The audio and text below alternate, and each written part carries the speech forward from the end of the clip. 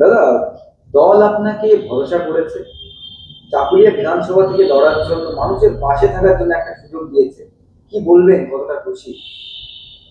সব থেকে আগে তো আপনার চ্যানেলকে ধন্যবাদ দিচ্ছি।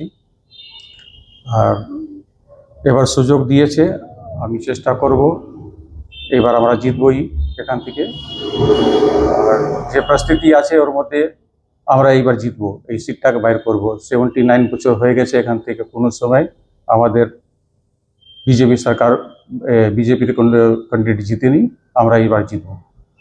এবার আপনার ইস্যুটা কি থাকবে, লড়াইয়ের ইস্যু কি নিয়ে লড়বেন আপনি? লড়াইয়ের ইস্যু আছে, কারাপশন আছে, স্কুলে কোনো টিচার নাই, আনএমপ্লয়মেন্ট আছে, ভাতা দিয়ে সরকার চলছে। এটা তো একটা ভেন্টিলেশনে সরকার চলছে। আর সব দিকে যত উন্নয়ন যেটা আছে সব মধ্যে কারাপশন আছে। আর এখানে দেখছেন আপনি, ফ্যাক্টরিগুলো সব বন্ধ হয়ে যাচ্ছে, চটকল মিল টোটাল বন্ধ আছে, ব্রিটেনিয়া বন্ধ আছে, সব বন্ধই আছে। এখানকার লোক সব পলায়ন হয়ে যাচ্ছে আস্তে আস্তে করে। এটা চাকুলিয়ার কিন্তু শাসক দল বলছেন যে চাকুলিয়া বিরোধী শূন্য, কি বলবেন এই বিষয়টা? বিরোধী শূন্য কোথায় আছে?